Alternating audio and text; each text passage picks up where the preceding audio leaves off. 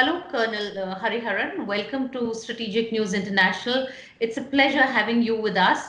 Now, you have been the head of military intelligence and with the IPKF in Sri Lanka. You've also been a former military intelligence specialist on South Asia as well as terrorism. So we'd like to share you to share your thoughts on the recent terror strike in Sri Lanka, and as you must be well aware, the Islamic State has just claimed responsibility for this dastardly attack. I see it as part of the reconstruction of Islamic State after it was defeated in 2018. If you see, last week there were attacks in, for the first time, Islamic State has carried out attack in Congo, all the way outside its usual beat. It has again started in Afghanistan and in Pakistan. So it is a sort of a logical extension to get into India's soft underbelly, that is Sri Lanka, because it is physically very close. For instance, every day there are 108 flights between India and Sri Lanka going to 12 cities. It's very well connected, lot of free traffic. So it is a very easy way of getting access to India, as much as getting into Sri Lanka. And it is an opportune moment. You might remember last year there was this guy, IS guy in J&K, who was killed. He had made a statement also that IS is expanding into it. And in Pakistan also from 2017 onward, they are trying to make their way. As a matter of fact, they are the only group that has not fallen in line with the army in Pakistan. So it has come at a time when the peace talks between Taliban, US, Pakistan also was involved with the effort to bring peace in Afghanistan has failed in Doha. So it's a very good circumstance, but it would have been planned much earlier because it is a very well coordinated attack, series of attacks. It is very highly professionally executed. Yes. It has the signature C4 has been used, a high quality explosive, and it has not failed in all the major targets. And in the follow-up, it has been discovered also in other parts and diffused, and weapons have been recovered, people have been arrested. Now we would get more details, but I am absolutely certain the three outfits have the capability.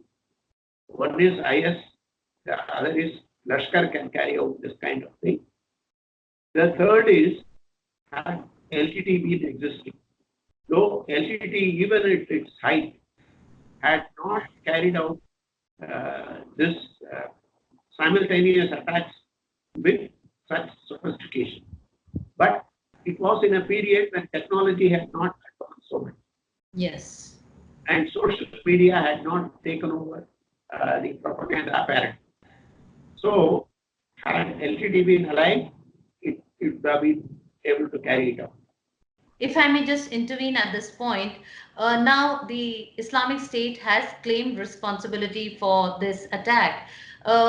Why do you think that they have carried out this large-scale dastardly attack in Sri Lanka? Is it because of the backlash by, radicalized Muslim youth in Sri Lanka after they faced they face some kind of attacks by the Buddhist sections, certain Buddhist sections in Sri Lanka? Actually, I see it at the strategic level of thinking of IS. to prove to global Muslims they are Mm-hmm. the only outfit who can avenge the New Zealand massacre by right-wing white men. This is a very big message, particularly if they go into Africa, this kind of thing. And at the South Asian level, Mm-hmm. it makes a point that in Bangladesh, the terrorists are on the run because the government has come down with heavy hand. Yes. In Yes. Pakistan, they are now rationalizing their policy due to a lot of international compulsions. And in Nepal, there Mm-hmm. is the Maoists are there. There is no space really because there is no very minuscule Muslim population. Mm-hmm. And Sri Lanka is the best option. There is about 10% Muslims, Mm-hmm. and there is already a feeling of minority paranoia created by high-handed Buddhist majority. All along, historically, there have been periodic ethnic clashes between Muslims and, on the one Sinhala. hand, with the Buddhists, Yes. particularly Theravada Buddhists. You will see in all the three Theravada countries, that is in Burma Mm-hmm. and to a certain extent in Thailand, there have been clashes against Muslims. So it is a logical extension. Theravada Buddhism, the Buddhists feel they are the last bastion of Buddhism, uncorrupt Buddhism. Whereas the other countries, Tibetan Buddhism and other forms of Buddhism, they have absorbed local lore, culture, and all. Whereas Theravada Buddhists feel they are the actual, in a way, you can call them conservative form of Buddhism. Mm-hmm. So it is a very logical thing. And another aspect is, tempting aspect, I would say, is there's a huge, more than 1.2 million Sri Lankans who are working in the Gulf countries, Abroad. Yes. South India, and most of them, their Muslims are preferred in many of these countries for the Yes. jobs by Mm-hmm. the local employers. So Sri Lankans are exposed to this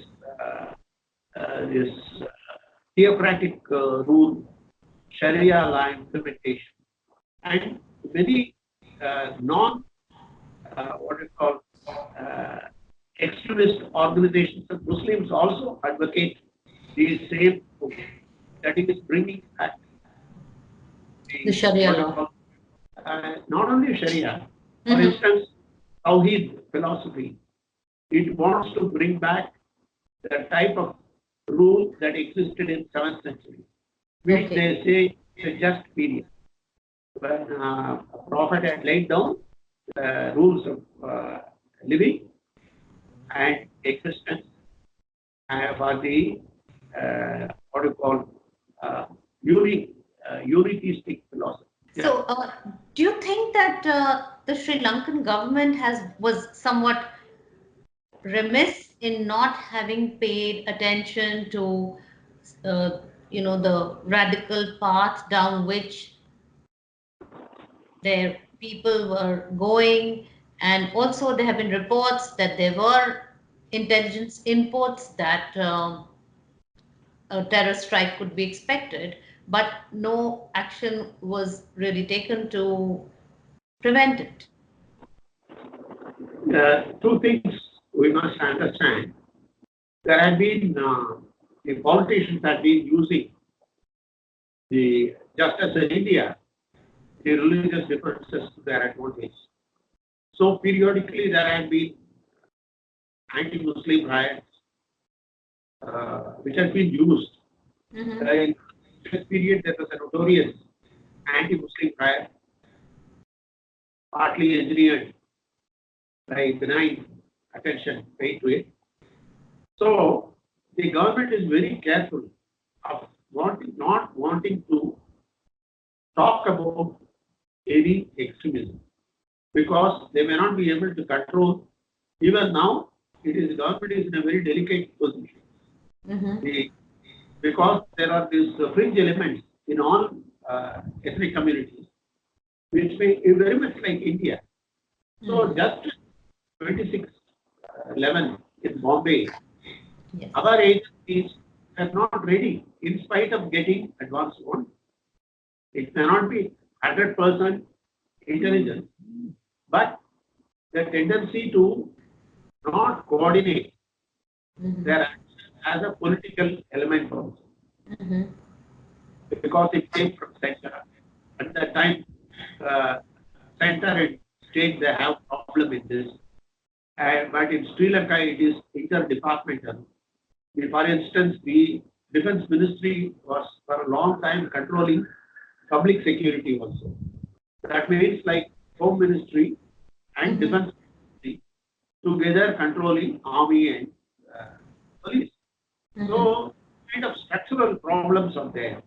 And Rajapaksa was a ruthless man who demanded pound of flesh carry out what he says.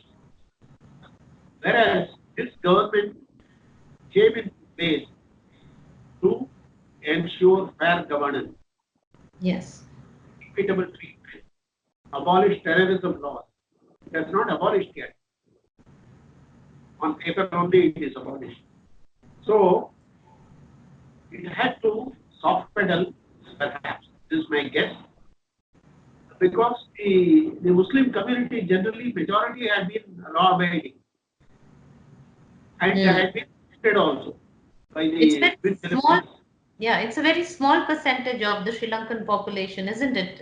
I think about, say, about 5%. Actually, if you see the overall population, Sinhalese form 70%. Sinhalese Buddhists. Christians are about another 12%, I think. And these guys, 9 point something of the population. And they are not homogeneous also.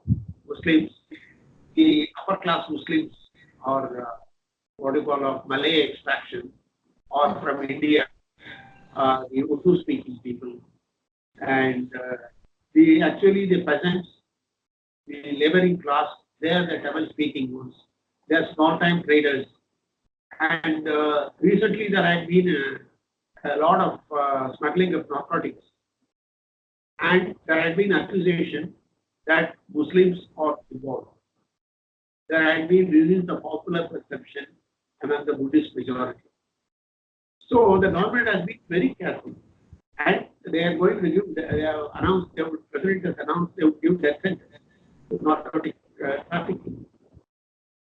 So government probably didn't want to overhype, but definitely they goofed up. They failed to connect with everybody. For instance, the army did not know that such a information has come. Otherwise, one of the Padri has said that a guy coming to a new place, so he asked him, he introduced himself as a Muslim. He said, I want to join the celebration of Easter. So I have come. And the guy went and exploded a bomb. This kind of, when there is a harmonious environment, the government probably puts things to the extreme. So they fail. Otherwise, Sri Lankan army and police are very highly effective against, they have been fighting terrorism and insurgency for 23 years. Yes, Even that's we right. do something. So they have got enough dossiers, enough mechanisms. They have been advised by Israelis also. So the UK gives forensic support. America gives real-time electronic intelligence. India is providing real-time intelligence. India and Sri Lanka, Maldives, they have a treaty, naval treaty to protect the, jointly protect the external, that is the economic zone, the sea. So there is regular patrolling by these three navies. Maldives, of course, has got only a police at these three countries. So there is a well-coordinated machinery. But apparently that is why India had informed. This is what I learned. Probably India had informed. Today I learned the Hindus carry that NIA had informed them because Yes. they, during the investigation, one of the guys told them that this would take place. And there were indications of Lashkar using the as a takeoff point to train Indians, Indian Muslims, and as well as spy upon India. There had been evidence we have arrested. In Chennai, there was an explosion, bomb explosion in a train. I think it was 3-4 years back. So there had been enough evidence coming up. So, but you see, in a small country where everybody knows everybody else, it becomes people tend to be casual. Yeah. So one final question: what does this terror strike mean for the social fabric of Sri Lanka? It's a very small country, and so far I think there have been attacks on Buddhist sites by members of the Muslim community. There have been some kinds of tensions. But what does this particular attack mean? And does it also mean that does it also create fears? Does India need to worry about ISIS having reached Sri Lanka and radicalized youth there? Of course, the last question first. There will be a red line now onwards. It is every guy traveling between the two countries, and Pakistanis particularly. Quite a few of them come to Sri Lanka for holiday, and they will also face problems. And it will be all the traffic of commodities, goods will be checked. Already for narcotics, they're tightening up. And apart from all this, politically, it is going to be very difficult to manage. Sri Lanka is going for election at the end of the year, presidential poll. After that, the parliamentary poll. This actually, I can see President Rajapaksa, former President Rajapaksa, has a golden chance of making it back, playing the terrorism card. God, yes. And Yeah, they because have elections coming up in December. motive is that after 23 years of dilly-dally, he is the guy who made up his mind and crushed, totally eliminated them. Nobody had been able to do. Mhm. So already he is a hero among the Sudanese Buddhist masses, the rural masses. So the intelligentsia and what we call the, just as we say Lutyens Delhi, in Colombo they say Colombo 7 crowd, and they bore him. So we have this equation. Now it is a very good opportunity for him. I hope he doesn't overindulge because he will have backlash. Last time he lost the election because Tamils and Muslims jointly moved from around 20%. They said no more of Parul, and he lost by that. And so how one point I wanted to mention, there is a lot of the president and prime minister Vikramasinghe are not getting along. They came fight Rajapaksa.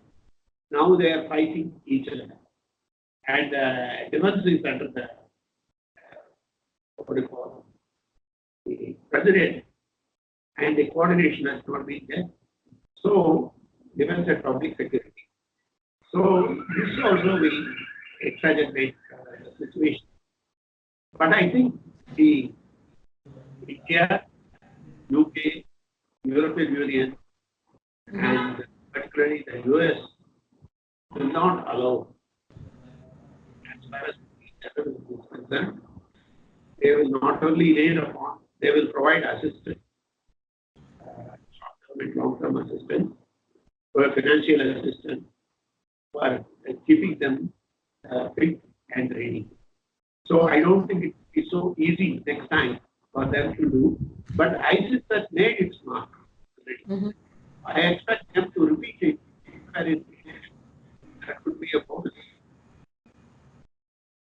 Yeah, trying times ahead, I think, for Sri Lanka. On that note, we end this conversation. Thank you for talking to SNI, Colonel Hariharan. Thank you.